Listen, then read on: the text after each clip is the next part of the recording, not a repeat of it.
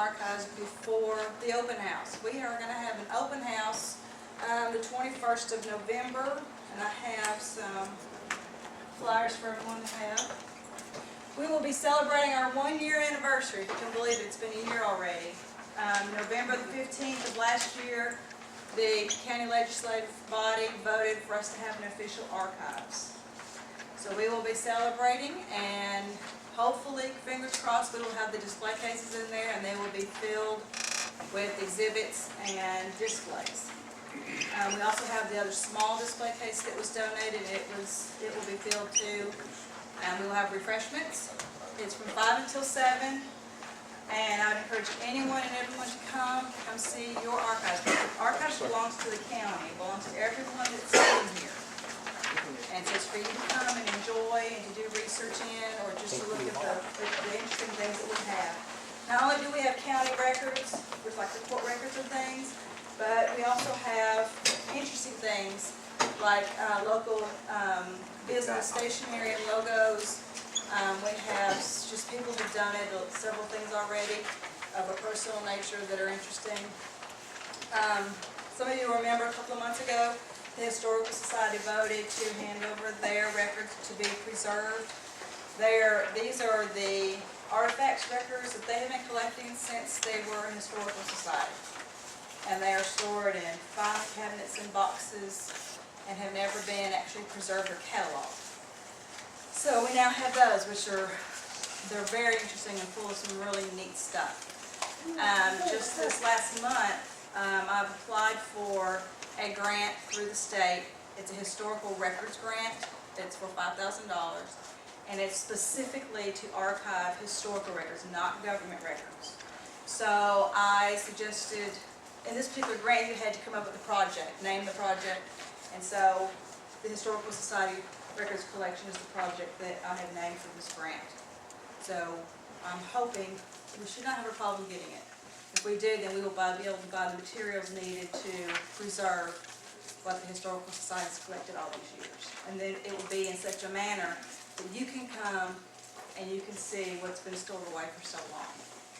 So I'm excited about it because there's really lots of neat things. We are starting to get visitors at the archives. Yay. We're starting to get known. Just in the last 2 months, we've had people from Ohio, Kentucky, Virginia, and then from Camden just the other day, and a lady came today from Nashville. All the ties to Houston County. So, like I said, we've only been there a year. We've processed some of the records. We have a lot more to process. We've not done any indexing. So that's where a little bit of the problem is. When people come in and want to do research, it's not that easy because nothing's been indexed yet. So we're working on that.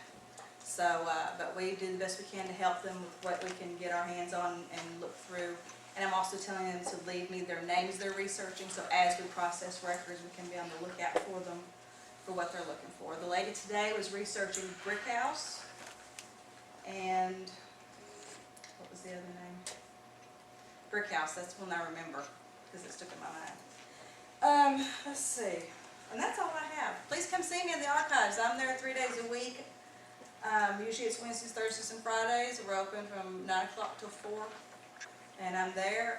If you're interested in volunteering, I have a volunteer that's over there right now, Miss Ann Sykes. She's there. She's working on marriage records as I left. So I encourage volunteers to come, and there's no physical, you don't have to do anything physical. It's mainly sitting at a table, and you're going to be unfolding records, cleaning records. You don't have to have any special knowledge to do it. So that's what she's doing. She's unfolding marriage records right now, putting them in file folders. So anyway, if you would like to volunteer, just get with me, and I would be glad to set something up for you. Yeah. Melissa, why don't we see if we can get 4 strong backs for yes. Thursday of this week? Thursday of this week. Let's get those moved so you'll have them for open house. Well, I don't know if... I can do it. what about Mr. Harris? The group from the jail. Yeah. Have you seen them? I'm sorry. I took them over there the first time when I went over there, and the inmates looked at it and they went, oh. No, I'm talking about not that group. Oh. I'm talking about isn't there a group from jail that could be I don't know who you're talking about. No, it's just anybody, Oh, I don't know. All I know is the inmates that come and get all the garbage and go pick up Kingsville is litters. certified to pick them up. Oh, you mean Stan and Daryl? Stan Smith and Daryl Kingsman are the ones who picked them up in the van. Yeah, if Darryl could get a strong one. Then he might. How are you gonna get, how are you gonna do this? I'll saw the handrails off, and then Mr. Harris can weld them back on. Oh, okay. And that'll turn us loose. But if we get 3 or 4 men, Then you're gonna take the tops between off. 3 and 4 o'clock Okay, on Thursday of this week. okay. Is there anybody here that would like to Anybody? volunteer? Donald, okay. I'm gonna write your name down, Donald. When you take the tops off, you said that's gonna be half the weight. It's gonna be approximately half the weight. And we're just gonna take them out the back end of the boxcar onto a trailer. We're gonna drive them over to the courthouse and bring them in this end and down that one flight of stairs because they won't fit into the elevator. We checked that already. So I've got Donald and you. You're strong. I saw you that day. You went and picked them up. So, but if there's anybody else that can help out, just get with Bill or me, because these display cases, if you haven't seen them, are absolutely gorgeous. And it's a shame that they're just sitting over there not being used. So I'm just so thankful that the Historical Society is allowing us to bring them to the archives for us to fill with wonderful things. And with Bill's help, we'll have it hopefully ready by open house. So, thank you. Thank you. Our meeting in January is supposed to start at 7 o'clock. Are we having a business meeting before the meeting? Or not? Or a board member meeting before the meeting? In January, that's up to the new president, probably. Do we normally do that? Normally do. Yeah, so the board members need to be there at 6 o'clock. Be here at the city hall at 6 o'clock. Sorry, I missed that. And then everybody else can attend at 7. I need a cameraman, because if I'm going to be president up here talking, the camera shut itself off, so they miss my first 10 minutes of excitement. We had a real good one in my absence, and that was Mr. Donald Bateman, so I'm going to try to twist his arm a little bit, see if I can't get him to monitor the camera while we're doing the program. But today's program, we'll move on with it. We have Mr. Joey Brake here with the fur trading and trapping business for Houston County, and he's going to do a program for us, so I hope y'all give him a good welcome.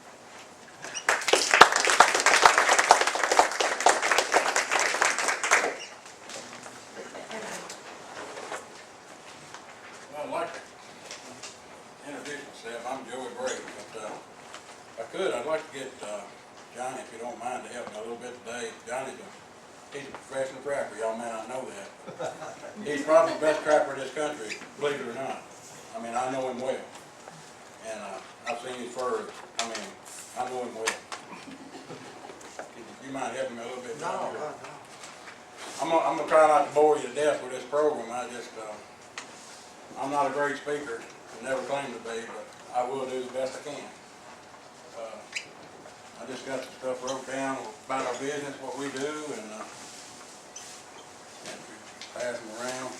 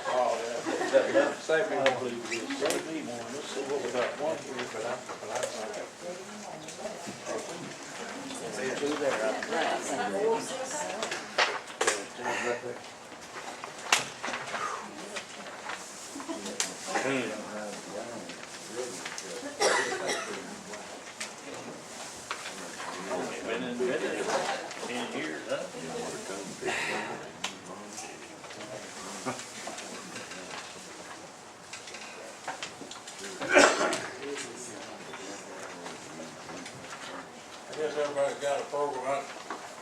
Like I say, say, we wrote this up. I'm just an average person, lives in a small town. I mean, but everybody knows we're here in Tennessee, it's just about it. If you give them a map, they can find it. But, I work for Tennessee Valley Authority. I'm a coal tower foreman in the yard at Cummins City. I'm a cattle farmer, run about 225 mama cows, cow and calf operation. But this is something here that I've done since I was a kid. I started doing this when I was about 10 years old. Trapping and hunting. I don't trap and hunt at all anymore. None at all. I mean, I still like to hunt a little bit, but no trapping. Johnny does all the trapping in the county, but when I was about 10 years old, we grew up in kind of a, I don't know if you call us a poor family or what. We had food, but we didn't have a lot of money. But we had a good family though, and I loved to hunt. I loved to hunt when I was a kid. My dad, he carried me hunting, and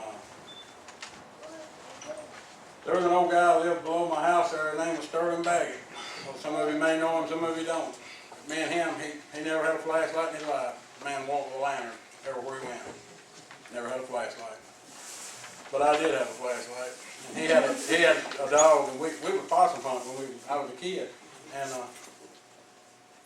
I know the first year I saved hides, I was about 11 years old, I guess, and there was a fur buyer up on Yellow Creek named Billy Matthews.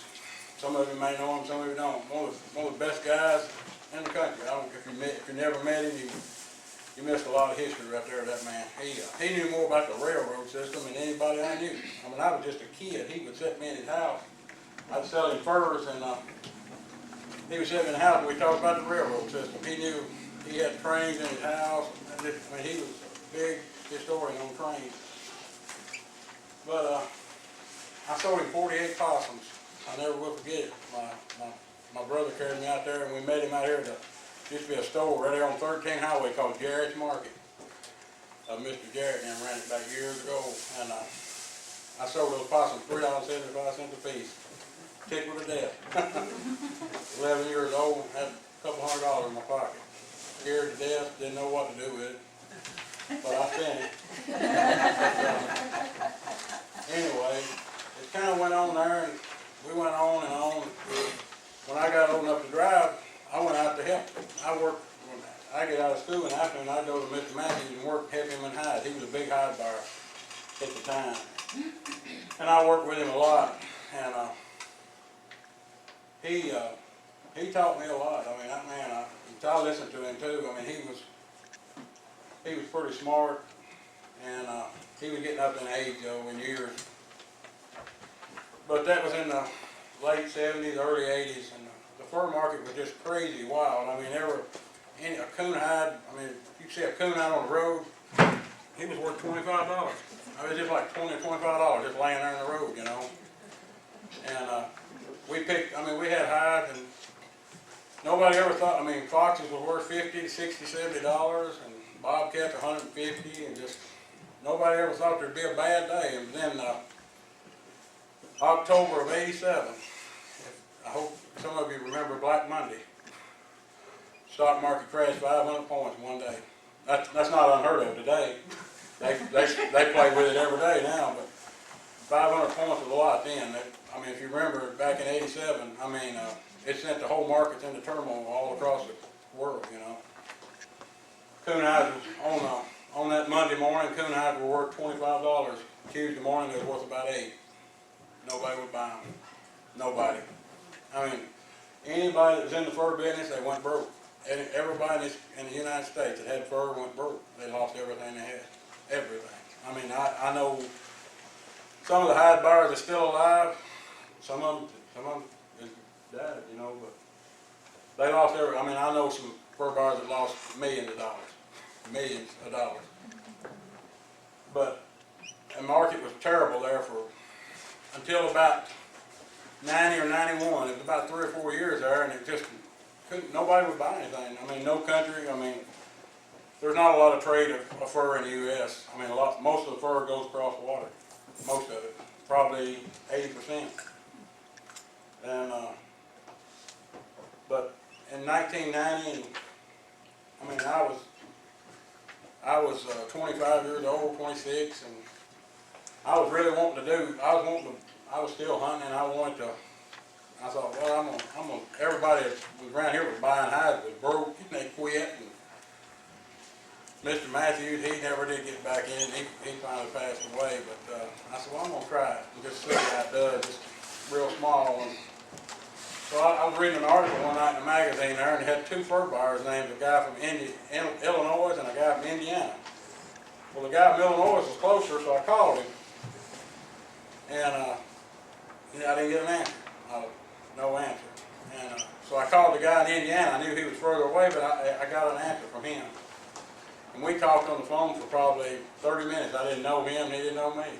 But he said he worked for North American Fur Company out of Toronto, Canada. He was a pickup guy for him.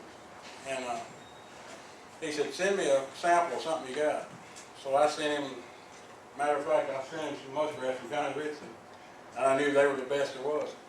And I sent him some of those muskrats and some raccoons. And about a week later, I didn't hear nothing. So I thought, well, they don't want them. So anyway, he called me, and about 2 days later after that, he called me and said, we can use that if you. So I started buying some furs. I just kind of went out on my own and bought a little bit. And that was in '90. So I finally met him. He came down. I met him at a fur sale in East Tennessee. And we were sitting there talking at the lunch table, and he said, if you want to make some money, you need to get in the deer hide business. He said, that's where the money's at. I said, yeah. And I kind of just blew it off. And he said, no. He said, the deer hide business, you can always sell them. He said, no matter what. He said, you can always sell deer hides.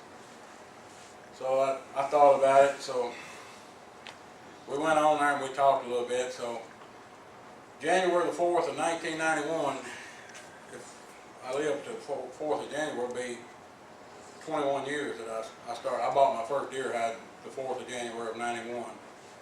And that winter, I bought 114 deer hides. That's all I bought. I went to processor after processor, and they turned me down. They didn't know who I was, and there was other people picking up hides, some fur buyers out of Missouri picking them up, different ones. And I was so frustrated. I came home, and I mean, my mom, she stood behind me 100%. You know, she didn't know nothing about it, but she never did let me get down too bad about it. But I was about ready to quit there. I said, this ain't gonna work out because I'm not doing any good. So I called the guy, and he came. I met him, and we got the deer hides out. He said, don't give up. He said, it'll get better. He said, I promise you. So I thought, boy, it's gonna have to. I'm gonna quit. I'm just gonna be a hunter. So went on there, and our name got out a little bit more, and I kept agitating these people, and last winter about 60,000 deer hides right here in Houston County. I mean, we bought 60,000. We bought 12 semi-loads, and we ship them. All of our deer hides, they go to China, every one of them. Every deer hide we buy goes to China, and the reason is cheap labor. I mean, there ain't no guesswork there. It's cheap labor, and EPA. There's a. Can you send just the green hide? Yes, ma'am. We pick the hides up. A lot of the processors, the big processors that kill. I mean, there's some processors that. I've got one processor in Meaden, a little town called Meaden, Tennessee. It's right below Jackson, Tennessee. He'll have about 3,000 hides. They salt their own hides down. But a lot of the processors, we pick them up green around here. I mean, we call them green. They're not salted. We pick them up and we salt them ourselves at our place. We've got a concrete building pad with a building around it, and we salt them in that building. And we do the cow hides the same way. We buy cow hides too. This year so far, it's November, we bought about 37,000 cow hides this year since January 1st. And I never thought I'd ever buy a cow hide in my life. But that's our business. I mean, our business is cow hides and deer hides. That's it. I mean, we still buy the coons and the beaver and muskrats and otter and stuff, but not very many. I mean, really, I think last year about 7,000 coons is all I bought. I have bought 20,000 before, but it's just hard to sell the raccoons. I mean, the raccoons go to Greece. I mean, Greece buys all the raccoons that come out of this country, and they make the garments for Russia.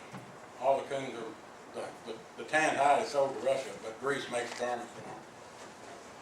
But, I mean, we get the deer hide, and we salt them ourselves, and we get 5,000, we load them on a semi-truck. We bring a semi right there on Buckeye Road and load the hides at my place. We put 5,000 on the load, every load. That's all they can haul weight-wise, about 43 or 44,000 pounds. That's about a load.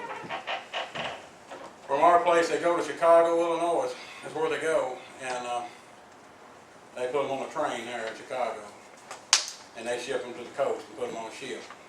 It takes about 17 days to get a load to China of deer hides.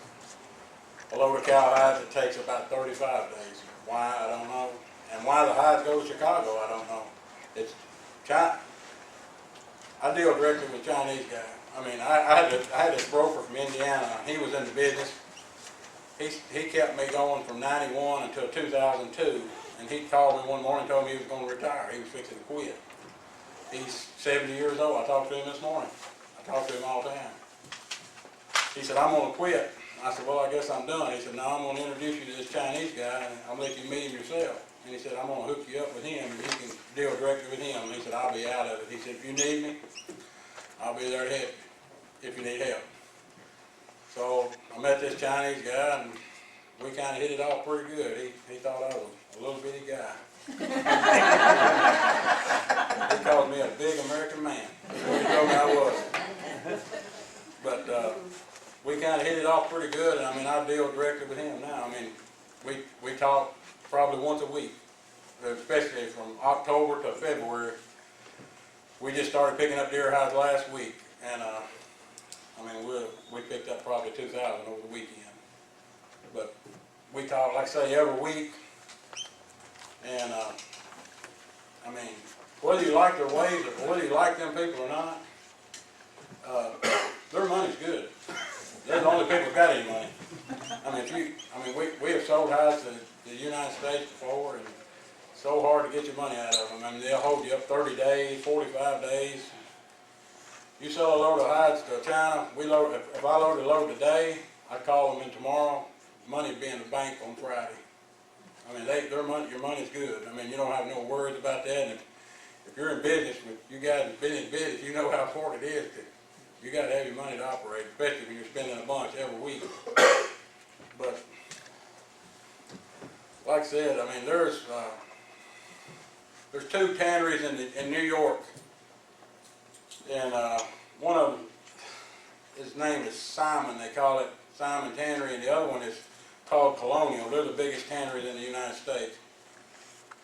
And the EPA is on them so bad, they can't really expand. They cannot expand at all. And I mean, if they ever shut down, and eventually they will, unless something changes with the EPA, eventually they will, every hide will go across the water, every deer hide. But Colonial and Simon, they buy a lot of northern deer hides, the northern hides. I call them northern. Anything above Kentucky is a northern hide. These are southern deer. From Hopkinsville, Kentucky, south is southern deer. That's what they call southern deer. And all those deer, they're glove leather. That's what we make out of them, gloves. Every deer, I mean, that's all they're good for. But that's good. They make good gloves. They keep your hands warm. And we sell a lot of gloves. And but the northern deer, they're so big. I mean, the ideal deer in the United States comes out of the state of Michigan. And there are other climates that are colder than Michigan on up north. But the reason they like the Michigan deer is there's not a lot of ticks in Michigan, and I don't know why. But believe me or not, if this deer right here, when this deer is shipped, he's salted down. And when the Chinese tan him, they can tell you where that deer comes from by just looking at it. They can tell you what state he comes from just about it. because of, well, matter of fact, I shipped a load back about 7 or 8 years ago, and about all the deer came out of Alabama, every one of them. And Chinese guy said, well, he said, those are pretty good deer to come from Alabama. I said, how did you know? He said, well, believe it or not, he said, when we tanned them, he said that they show the tick bites. They got tick bites on the leather. And that's because, and they know, when they see those tick bites, they know that deer is coming from a warmer climate state. Because even today in Tennessee, I mean, when you get deer today, we saw the deer yesterday, and they had ticks on them. They still got ticks on them. It's been pretty cool in the morning, but they still got ticks on them. But when you get into Alabama, you'll see ticks. It's not uncommon to see ticks on them in January. But those ticks bite those deer, and when they tan them, they can see. And in Michigan, they just don't have a lot of ticks for some reason. But that's the ideal deer hide. That deer is big, and a lot of women, I mean, they use that deer hide for a lot of upper shoe leather, women's shoes. And not around here. I haven't seen it around here, but I mean, I've been to New York and places, and a lot of the women they go to these dinners and stuff, they wear a lot of deerskin clothes. They're leather. I mean, the pants are leather. There's still a lot of leather worn in the U.S. I mean, there's not a lot in here, but there is. All across the country there is. But like I say, I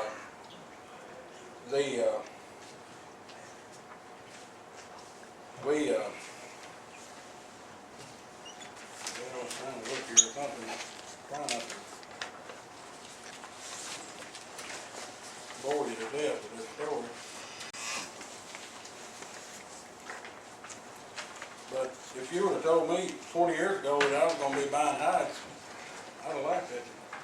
And there's two things I've always said that I would have never believed if you'd asked me 20 years ago. I'd be buying deer hides in Houston County, and we'd be buying bottled water. I never thought that would ever happen. I never thought it would happen, but it's a multi-million-dollar business, both of them. I mean, I buy 60,000. I mean, we're on target for probably 70,000 this year. We picked up some extra processors over the summer. We usually pick up 2 or 3 every year. And I mean, we're contracted for 75,000 deer. But I mean, I don't blow my horn and don't claim to, but I started out as nothing and still am nothing. But I buy more hides than anybody in the South. I mean, any processor in this country they know who I am. And any place that sells hides, they know the name. They may not know me, but they know my name. But like I say, we buy more hides than anybody. I mean, anybody in the South. But I've got a friend of mine that lives in a little town called Strum, Wisconsin. It's about the size of Cumberland City. He buys 800,000 deer every winter. 800,000. And you can look him. His website is North American Fly. If you want to look at him, the guy's named Lee Christian. We're great friends. But he's a big boy in the United States. He buys all the northern deer. I mean, he buys all of them. But I've got a few things. This is some of my stuff. But I mean, I just keep this for myself. This is some stuff that some friends made for me. If Johnny, if you want to help me hold it up or show it to them, which I'll pass it around, let everybody look at it. This is so everybody knows this is a white-tailed deer.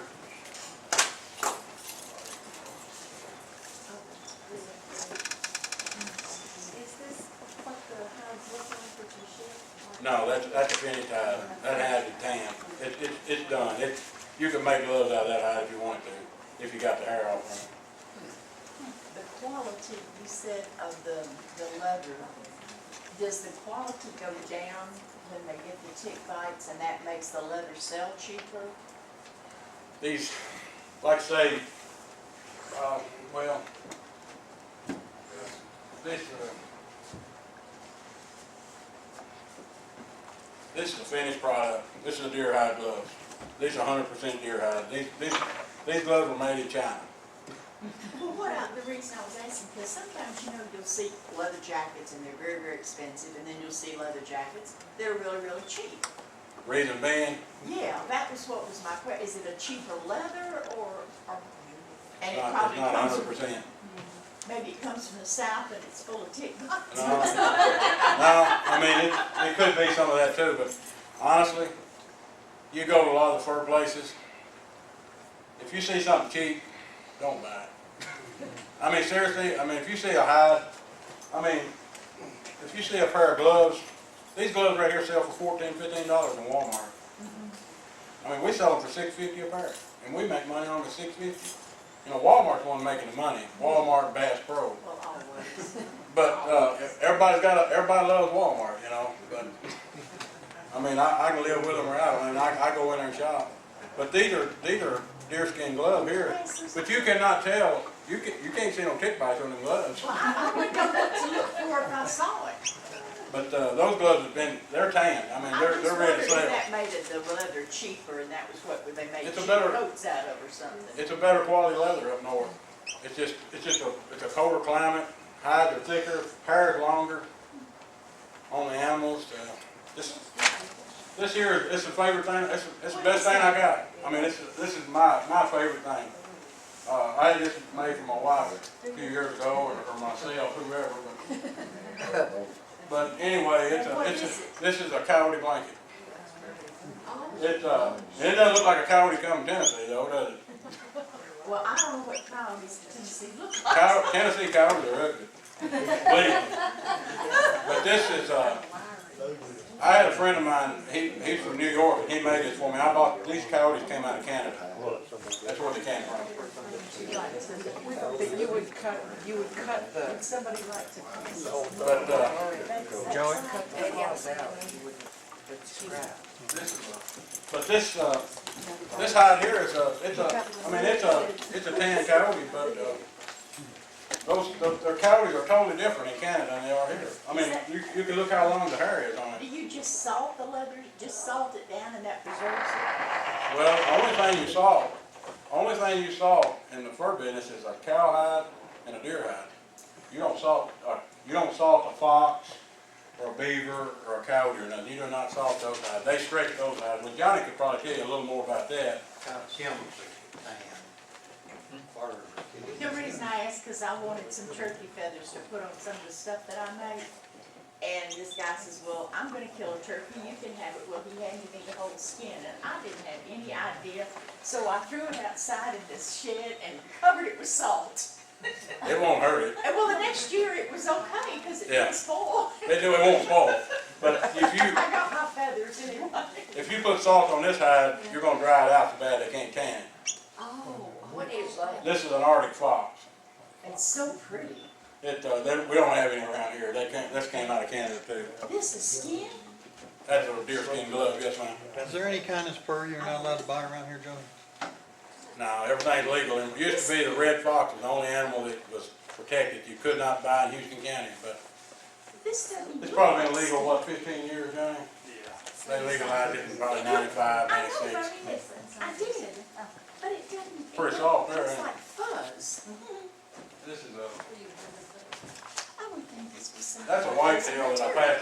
This is what they call a reindeer here. It's a real soft leather. It's a totally different leather than a whitetail. What kind of? It's a reindeer. They call it a I reindeer. have Rudolph. Yeah, probably down there to get anything for Christmas, man. Joey, you mentioned animal rights groups. Are they trying to shut down our fur trade? They, honestly, I mean, That's not. I run up and down the interstates everywhere. I mean, I go to Alabama, This is Mississippi, material. It's got such- Arkansas, Kentucky. I have never had a crossword, but with one guy, got on to me one time about, he was from Montgomery County too, he said, these poor old coon, he said, you haul them off and sell them and kill them? I said, yeah, I know. I said, I feel sorry, but about 2 weeks later, the coon turned his garbage can over and he killed the coon. He didn't mind, I mean, he turned his garbage can over to eat his garbage, but he killed the coon. He didn't mind doing that, you know, but, Yes, I've seen this. so, Y'all seen this one? a cat, How about that's a field cat, baby cat. But, I mean, yeah, I mean, up north, they're still around. I mean, they're still around, those people are still around. Yeah. But, I mean, like I say, I've never had a problem with nobody at all. And I mean, I've been pulled over for the police twice, and one of them was gonna carry me to jail in Camden for hauling hides. He thought I was hauling some kind of crazy hide, I guess. I don't know. He pulled me over right in front of the school in Camden, and he got out to arrest me, and I ended up having to call Jeremy Odom, Montgomery County Game Warden, to let him talk to him and tell him.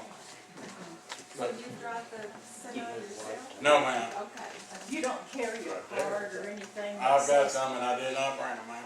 But No, I but I did. mean, to show the policeman that you're legal. Yeah, he didn't care. He didn't know what he was doing, so he didn't care. Well, there's a lot of that going on too.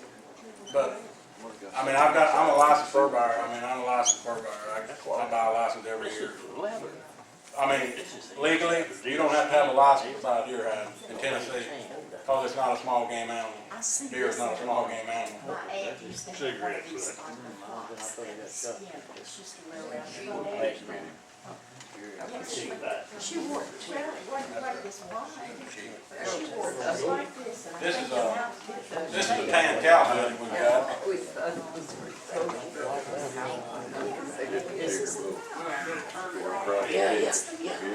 This is something we just had made here. This is a tan cowhide. This hide came from Yoder Brothers in Paris. Where the hide came from. Look here, Oh, that's the I'm serious. That's a what? Believe it or not, we buy hides everywhere in the country. I mean, we buy hides all over. The Yoder Brothers in Paris has got the best cowhides there is in this country. Seriously.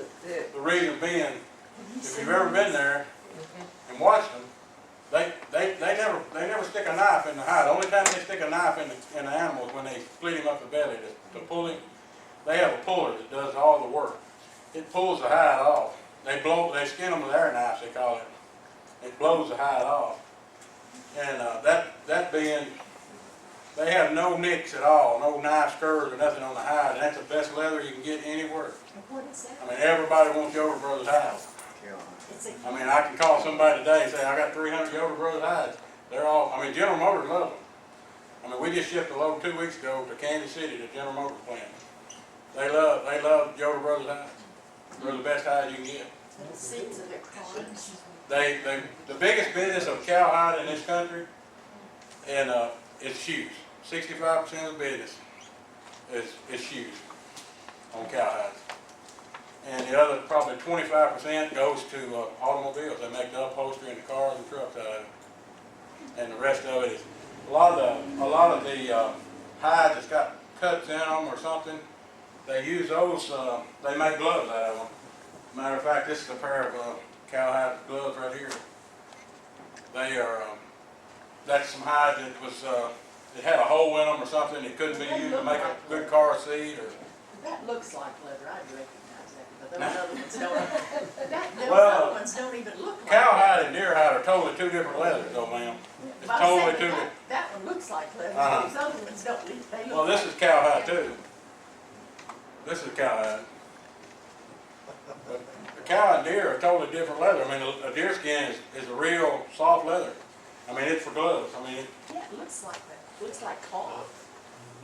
It looks like cloth, it's so soft. well, a cow skin is more of a rugged glove. I mean, it's a stiffer glove, it's a tougher glove because of the leather. Yeah, it's nice. But That is You said something nice. about you sew gloves, Joey? yeah, we sell. Yeah, is that the key? We probably sell 30,000 pair every winter. Out your shop or? Yeah, out here at the house. I mean, we Nice. internet, Oh, what- computer business. You know, I like all that's a those changing world we live in. You know, there's a lot. We sell a lot of gloves. A lot of processors sell gloves. We've got 63 processors that I pick up from or bring hides to me. One of the two. We either pick them up or they bring them to me. We've got one cow processor in East Tennessee. He's the biggest one we got. He's a little town called Bean Station, Tennessee. I don't know if you ever heard of it or not. But he's the biggest cow processor in this state. He kills 150 cows every day. Wow. We get a semi-load out there about every 8 or 9 days. That hide is, all those hides go to General Motors. I mean, General Motors or Ford or somebody. That cow hide is, it's not as tough a leather. It's the big steers and stuff is what they really like. I mean, that's what all the shoes are made out of, you know. So, you know, when people come in and say, well, boy, I bought a pair of shoes, you know, I don't fuss, I tell them keep buying them, you know. It's helping our business. They even put, you know, they put leather and tennis shoes. I mean, there's a lot of leather and tennis shoes anymore. But, like I say, but they kill they're a box beef processor up there, and all they kill is cow. They don't kill no big fat steers or nothing. All they kill is cow, but they kill 150 a day. And most of the time when we get a load out of there, they either go to General Motors or Ford. All those people that wouldn't sit on the seats of the cars of leather. I've got a fur coat myself. I had it made 10 years ago. I wore it about 5 or 6 times. Oh my God. It doesn't really get cold enough here to wear one. I wore an invitation one time. That's just. No, this is real. This is real. Joey, when you buy like a bean station, are you bringing them home, shipping them direct? I never see him. I never see the eyes. I've been there, know the guy well. What way we do business, me and him, is I call him, or he calls me, tell me when I have a load ready to pick up. The day before the truck goes in there, I wire him the money.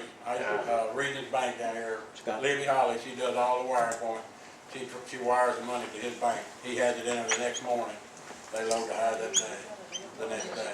So they're salting them there. They salt them themselves. They kill so many, I mean, there's no way to pick up, you know, it's 312, 11 or 12 miles up there from here, and there's no way to pick them up green. But they're making money, but they pull their hides too. I mean, they're all full too. But they're not as good as Yoder hides. The Yoder's got the best. I mean, they are the best, especially the way they handle them. But no, I never see those hides. Never seen a hide come out of there. Been buying them for probably 8 years. Is that the way you deal with Yoder? No, I go pick them up myself. No, I pick them up myself. I don't know if anybody knows Yoders or not. I mean, some of you use Yoders, and they're a good processor. They are a good processor. And do a good job. They're hard people to get to know. When I first went down there, I thought they was going to rock me on the road. They didn't know who I was. And they're really hard people to warm up to, you know. But I mean, we have a great relationship now. I mean, I've been buying their hides for a long time. But, you know, this business, it's a trust thing. You know, you got to trust somebody in life. I don't care who you are. I mean, it's hard for people to trust anybody anymore. The way there's so much stuff that goes on. But if you don't trust somebody in life, I mean, you're just gonna sit there. You've got to have a little trust in somebody. I mean, this guy in Northwestern Indiana, that was my broker the first time. I mean, like I say, I talked to him this morning. But you know, I trusted him. You know, and he could have led me the wrong way bad if he'd wanted to, and I would have never knew. But I was gifted that he did. He showed me the right way. But all these keys here on my key. I mean, these keys are processing places.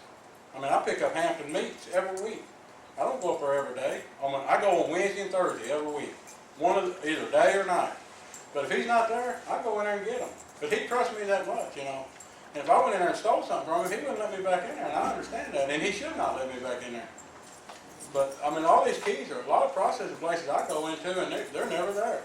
I just load the hides and write down what the count was and leave them a check. But, you know, they didn't give me that. I earned that trust. But, you know, these veterans in here, you know, we just had a big meeting with the veterans. I'm a commissioner too, the District 6 commissioner. Proud to be one. Doing the best I know how to do for the county, you know. And I mean, I'm not perfect. I don't claim to be. But I know right from wrong. But these veterans, you know, if you know, my father was a veteran. You know, he died 20 years ago. But, you know, when he came home from World War II, he told me that the reception he got off a train right here and here, and he walked home. That was the reception he got. They didn't have a vehicle. He walked home. He's a 20-year-old boy coming home from the Army. He'd been across the water for 2 years. I know he was scared. I would be if I was 18. But he went across the water. He went because he had to go. But he walked home when he got here. And, you know, these veterans today, you know, if it wasn't for them, you know, I really believe this too, and I may be wrong. I mean, but I'm pretty strong about that. If it wasn't for the veterans in this country and the previous veterans down the years, we wouldn't be here today. This will not happen. I'm telling you, it will not. Well, there's people that hate this country because of the freedom.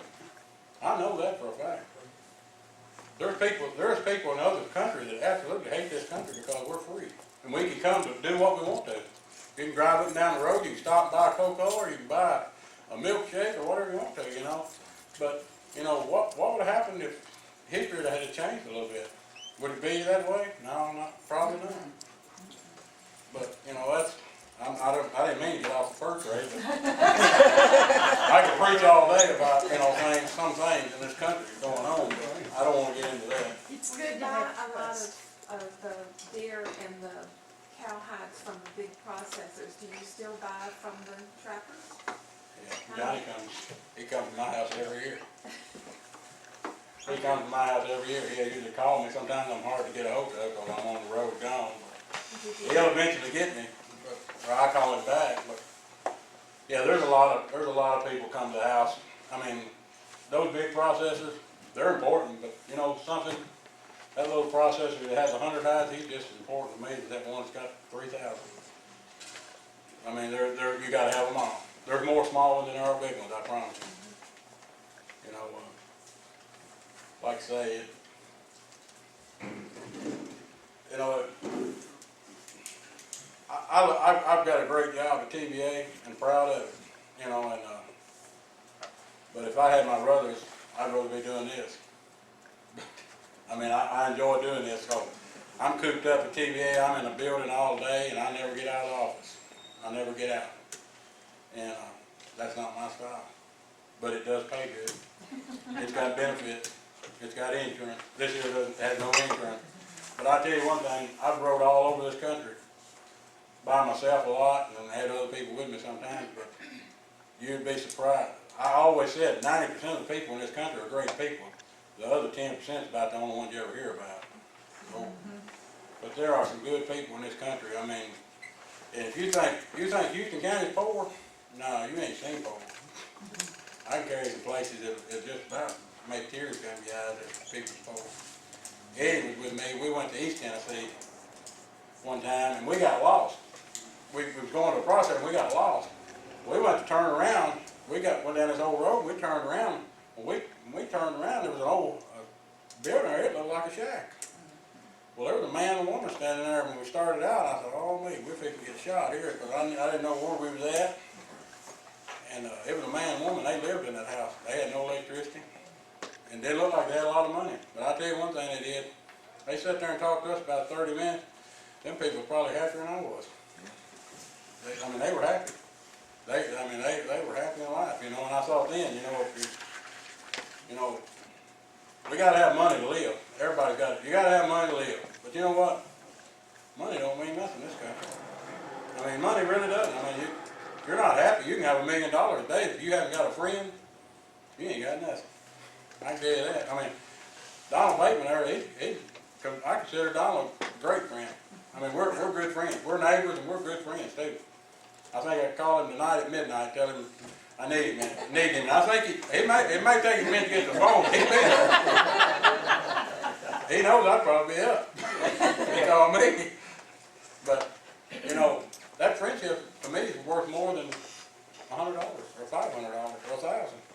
There's no price on friendship. I don't care who it is. Some people don't see it that way, but that's the way. I mean, that's the way it is. I don't care who you are. I mean, when you die, you're done on this earth. You're done. Money won't remember you, but your friends will. Joey, are you still having to handle the hides one at a time by hand? Well, we have smartened up since we went to buying so many deer. We put a lot of them on pallets now, and we've got a set of forks. I got a 4-wheel drive tractor, and we put them on the forks. Put forks on, we pick the pallets up and set them in the truck. And that makes it go. I mean, we can load 5,000 deer at home. It's usually about 4.5 to 5 hours. We load about 1,000 an hour. That's what we can load. Takes about 5 hours. And a load of cowhides, we put about 700 on a load, and it takes about 4 hours. You can load the cowhides a little quicker. They're a lot harder. They're heavier. But, like I say, I mean, we used to handle every one of them one at a time, the deer. Which we count a lot of them. We count them now and put them on pallets, and we don't have to worry about the count. We just set them in there and load them. And it makes it go a little faster. A whole lot faster, really.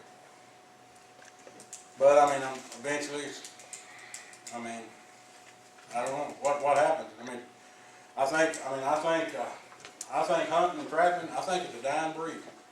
It's dying every year. I'll argue, I can show you the numbers. I mean, there ain't no ifs, ands, and buts about it. If you don't believe it, call the Tennessee Wildlife and ask them. I mean, you know, fishing's down. Y'all got fish, you know. I mean, they're still, these older guys still fish, but this young generation today, they don't want to fish and hunt. I mean, this Chinese guy told me one time, I mean, me and him we're pretty good friends. I met him in Wisconsin. Me and him was sitting there talking one day. He's always bragging me about this country here. The smartest woman, the richest woman in China is about 32 years old. She's worth about $7 billion. She got her college education from Ohio State University. But she made a computer chip for computers, and I mean, you can look her up online. She's worth about $7 billion. That's what he told me. He said, y'all got to. He said, don't never let nobody tell you that y'all don't have a great education system. You do. He said, everybody wants to come to the U.S. to get an education. And then go back home and use it. But he said, y'all not teaching your young people. This is what he told me himself, and I think he's pretty close to being right. He said, you're not teaching your young people nothing about work. He said, you're teaching them to be smarter on a computer. But he said, you're not teaching them any work habits at all. And I think he's right. He's right. I mean, I see it every day, you know. This young generation, it's a fast-paced world. I mean, if you don't think it is, get out on the interstate. Set your car on 75. 75, that's 5 minutes, 5 miles over speed limit. There'll be cars passing you right and left. Everybody's in a hurry. I've done it too. Who hasn't? But, you know, everybody's in a hurry. I don't know where we're going. Making circles, I guess. But if anybody got any more questions, I'll try to answer for you. I think you. I have one actually for Johnny. I guess you do trapping. Yeah. You trap here in Erin. Yeah, Houston County, Stewart Now, County, and just. What animals do you trap, and do you have restrictions on them, or when you can do I have to them? buy a license, and there's a season on it, from about November 21st to last February. But there's no season, no limit on vehicle. People's having got too much trouble out of vehicle.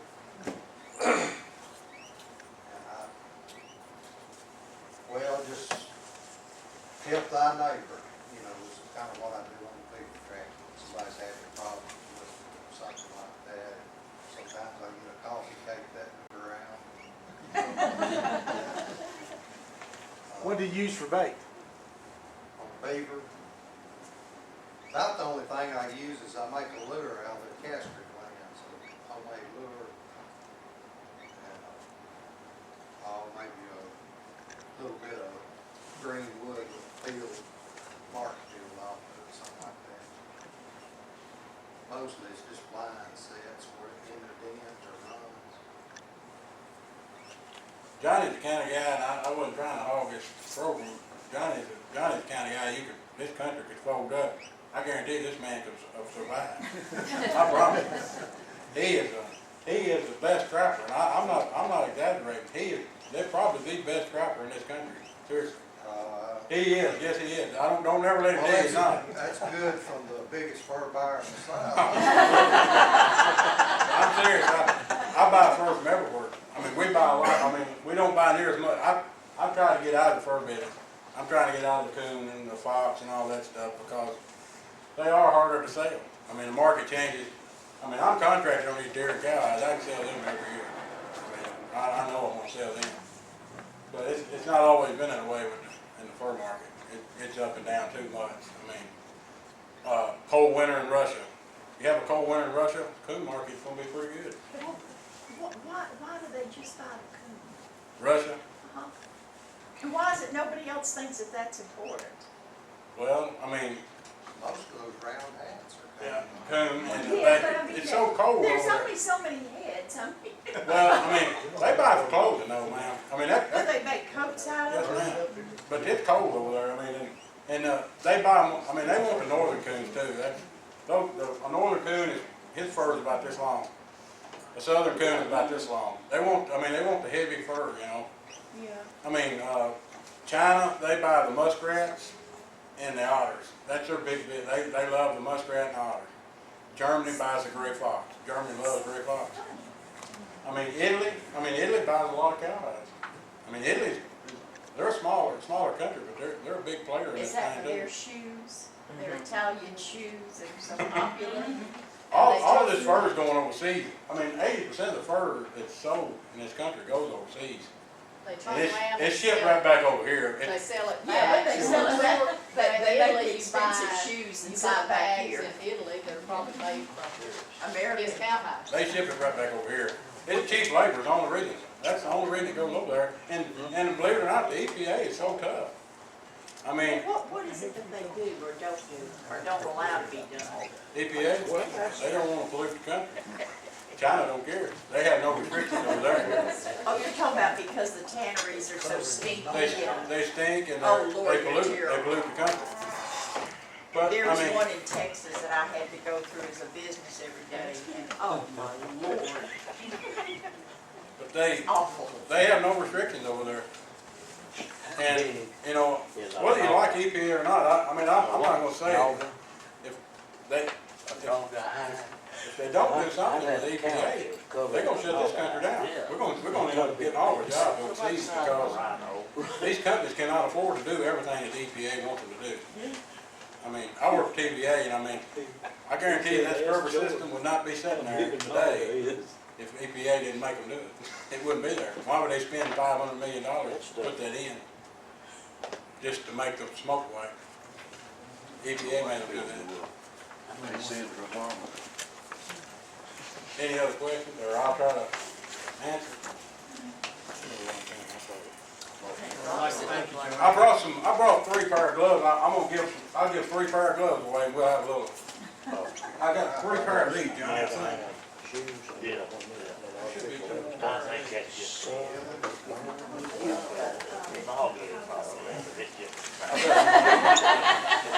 It's a chemical thing. Yeah, I know. I don't really know how to give either way, but I'm gonna do the best. Write down the number. Now, I'm gonna tell you what, I'm gonna let my birthday, nobody knows what it is. Whoever gets it the closest, I'll give this first pair away. Go to you. Mr. Day? Month and day. Month and day. March the 8th, Go ahead. January 3rd, January 7th. March the 2nd, October 10th. April 4th. November 23rd. December the 1st. September the 5th. January 16th. February 21st. June 15th. July 4th. Oh, you got March mine. 4th. August 5th. April 4th.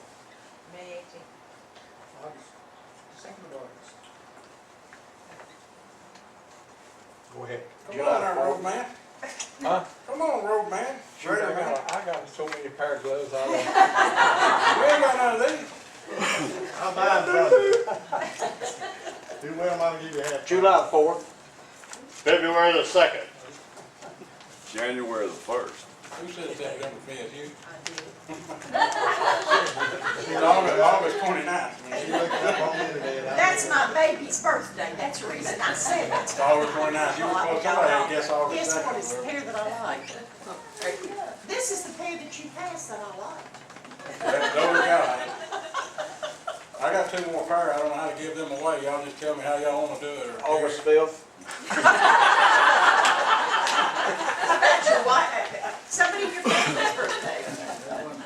Johnny? Go, y'all get Johnny's birthday. All right. January 4th, April 1st.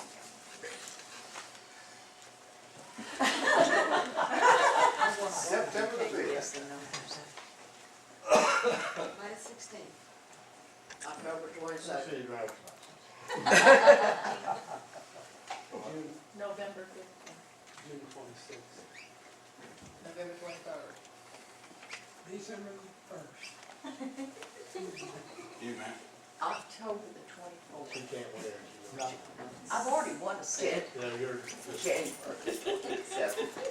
January 16th. February 21st. June 15th. February 28th. March 3rd, April 2nd. April 30th. November 15th. March 27th. See it? February 7th. June the 11th. May the 15th. August 7th, but don't tell me who was the closest. Today's June 26th. Anybody, somebody guessed July, didn't they? Got July 4th. Anybody say August? What year? That's I right. started to say August 19th because that was my oldest son's birthday. You're close enough, see it. I got one pair left, and I tell you what, I hate to put anybody on the spot. I'm gonna give this to the oldest person in here. The oldest person, whoever you are. That'd be Webb. Is he the oldest one? 88. You're 88? He's 88. I'm 100. I know you didn't hardly look 88. He's a senior here. Anybody older than 88? I think Webb's the I think that oldest. would be Yes. Mr. Williams. That's enough.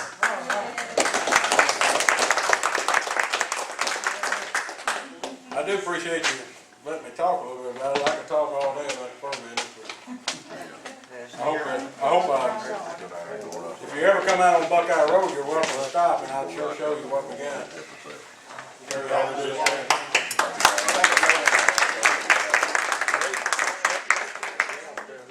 Anybody else got anything else you'd like to add before we, close the meeting? Well, I appreciate everybody, all the newcomers, I hope to see you in January. Y'all have a good day. Rain tomorrow, but I don't try to go this weekend. Get over where I know them.